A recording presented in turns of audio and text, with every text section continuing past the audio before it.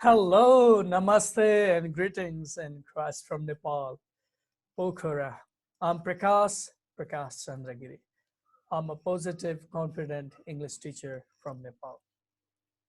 So today I'm going to present on mentoring English learners beyond the formal classroom. So this is my practice among some students, some mentorees here in Nepal. What I practice, and I'm going to share you some theoretical backgrounds of what is mentor and what is mentoree as well. I'd like to introduce. So let's start with one quote said by John Maxwell. Find the best people you can, then develop them into the best leaders they can be. So when we find some students and when we maximize their potentialities, and they can be the leaders in the future. This is our calling by God as well.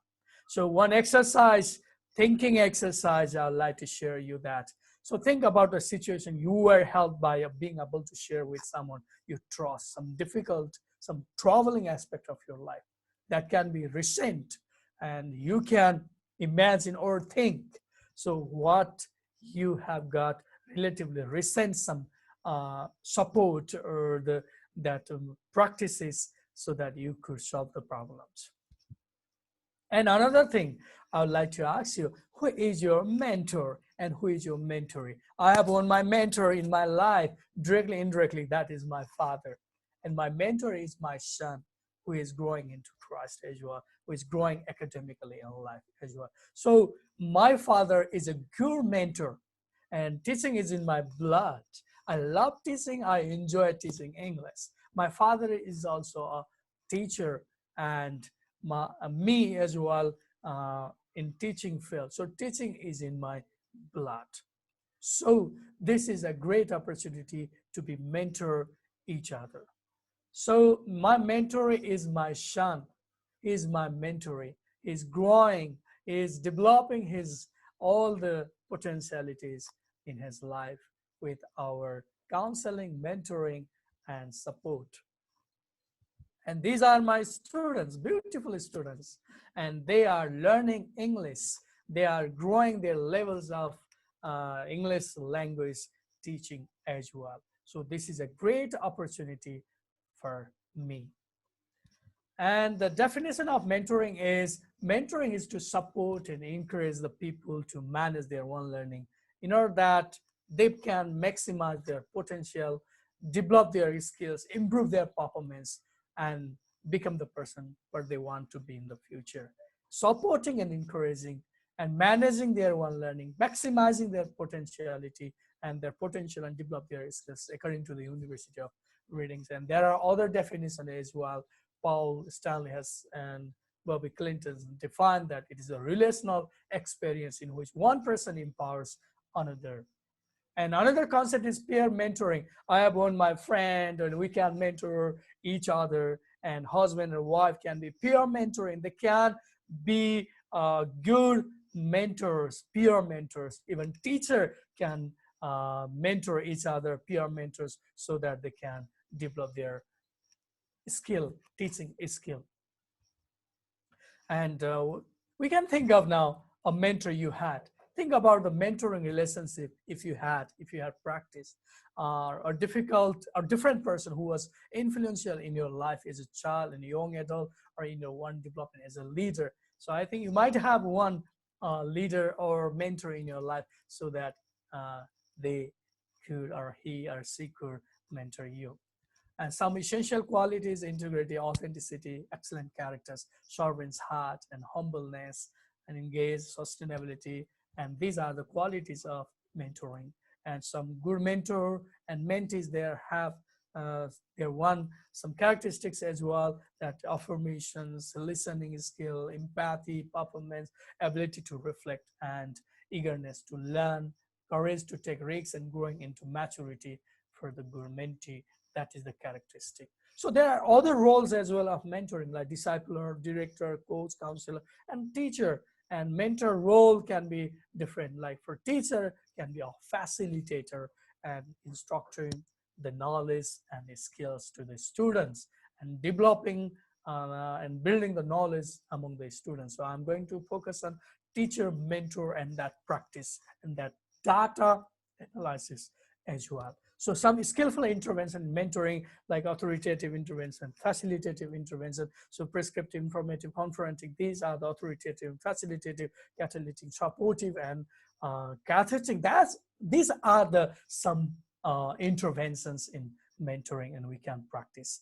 So questioning technique is very, very important in mentoring each other, to mentor with mentor. So open-ended questions and making reflective questions, comparative questions, clarifying questions. So we can have some examples like that. So we should not directly give the directions, but we can make an open question so that they can maximize their potential and they can solve the problems. And another thing is empathetic listening skill is very, very important.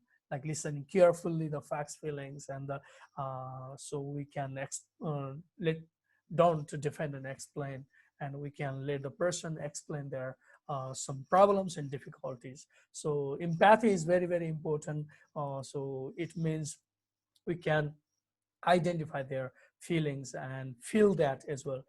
There are two terms: sympathy, empathy. Empathy is very, very important skill, and asking, conveying a desire to help and support and encouragement, and propose a path that so make the conscience and collaborations with mentorees. So these are the some steps. And another thing is the confidentiality assumption. So confidentiality is very, very important aspect. So we should not be the leaking part. We should not leak, or we should not bring out all the some ideas from the mentorees in public. So nobody uses the this leaking part. That is the point we need to think. So there are some findings from the teacher. That is the data analysis I have done, and these are the teacher's name, institution, and they were some mentees, and these are the some names I could collect, and some challenges they had cascaded here to me, that some lack of exposure in content, and so there will be no group work, and some problem in time management, and family disturbances, conducive relationship to it is difficult to maintain,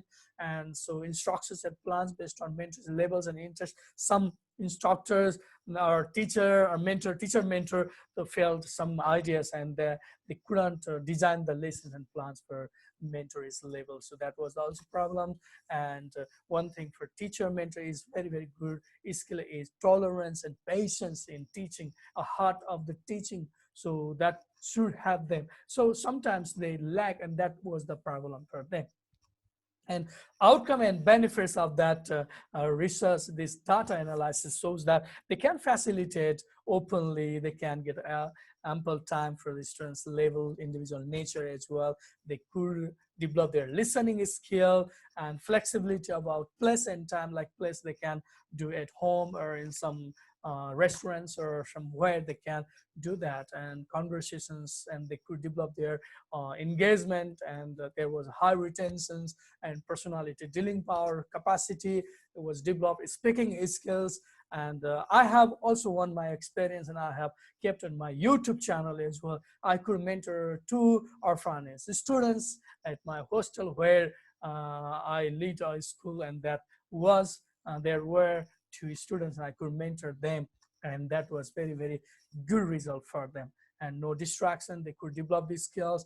And homework support also, sometimes it was very, very important for them. Conversation skill development and speaking skill, open in conversation, pronunciation skill, and this is a lifelong impression. So when I mentor to mentorees a student beyond the formal classroom, and it was for lifelong impression. So teaching is for life. So we should not only focus on the passing out for the students, the results or the exam center. We should teach them that they should have a lifelong impression.